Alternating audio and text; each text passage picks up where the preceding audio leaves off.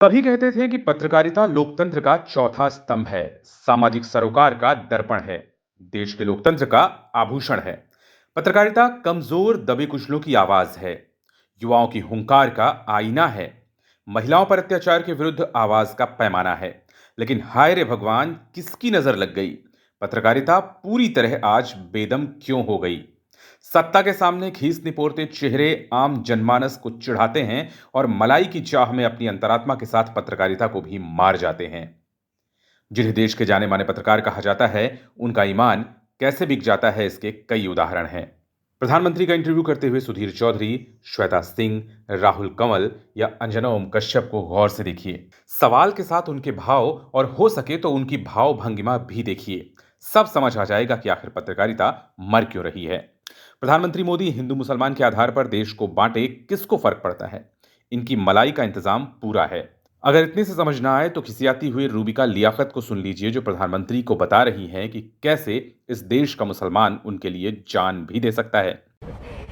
हम एक कार्यक्रम कर रहे हैं मोदी जी, न्यूज 18 इंडिया का वो कार्यक्रम है मोदी वतन मुसलमान। हम ज्यादातर उन जगहों पर जाते हैं जहां पर मुस्लिम मतदाता भारी संख्या में है।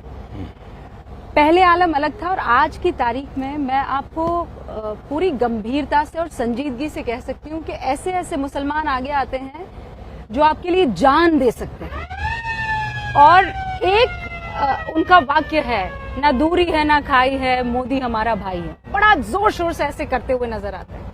बात यही नहीं खत्म होती। चाटुकार पत्रकारों की पूरी फौज है जो पत्रकारिता के अंतिम संस्कार का जश्न मनाती है, खुद ही इतराती है और अपनी पीठ भी थपथपाती है। रही सही कसर चित्रा त्रिपाठी जैसी पत्रकार पूरी कर देते हैं। पता है बहुत कड़ी धूप है, लेकिन छोटे छोटे जल्दी जल्दी और धूप मेरी जिंदगी में बहुत बड़ा वो नहीं रखती है, क्योंकि मैंने जिंदगी इसी प्रकार से जी है। मैं सुख वैभव में इतनी ताकत कहाँ से आती है? एक वक्त पे मैं देखती हूँ सुबह सुबह आपका कार्यक्रम शुरू हो जाता है, अलग अलग जगहों पर जाकर आप रैली को संबोधित करते हैं, फिर शाम को रोड शो करते हैं, फिर रात में मीटिंग करते हैं। इतनी जो ताकत इसके सैकड़ों कारण हो सकते हैं, लेकिन मैं जो कन्विंस हो चुका हूँ, मैं खुद कन्विंस हो चुका हूँ। मुझे दुनिया को कन्विंस करने की जरूरत नहीं है, परमात्मा ने मुझे भेजा है। वो विपक्ष को खलनायक और सरकार को नायक बता जाते हैं। कहा जाता है कि लोकतंत्र में पत्रकार को विपक्ष की भूमिका निभानी चाहिए, सरकार की खामियों को उजागर करना चाहिए, आम जनता की आवाज बनना चाहिए। लेकिन मीडिया तो सरकार का भोंपू बन चुका है। अब प्रायोजित सवाल होते हैं, प्रायोजित इंटरव्यू होते हैं, जहां न महंगाई पर तीखे सवाल होते हैं और न पूछा जाता है कि आखिर बेरोजगारी के आंकड़ों से क्यों छेड़छाड़ की जाती है। यह भी नहीं पूछा जाता कि आखिर ऐसा क्यों हो रहा है कि अब आईआईटी करने वाले नौजवान भी रोजगार की तलाश में भटक रहे हैं। यह भी नहीं पूछा जाता कि आखिर जिनको भ्रष्टाचारी कहते हैं उनको ही अपनी पार्टी में क्यों ले रहे हैं। मीडिया खुद भी सवाल नहीं कर पाता, उसे हर सवाल के लिए विपक्ष के आरोप की बैसाखी चाहिए। आखिर सवाल करे भी तो कैसे? आज के पत्रकारों के सामने सबसे बड़ा संकट अपनी कमाई और अपनी ईएमआई की चिंता का है। संपादक मैनेजर हो गए हैं और बड़े बड़े पत्रकार अपने मालिकों के लिए लाइजनिंग करने वाले लाइजनर।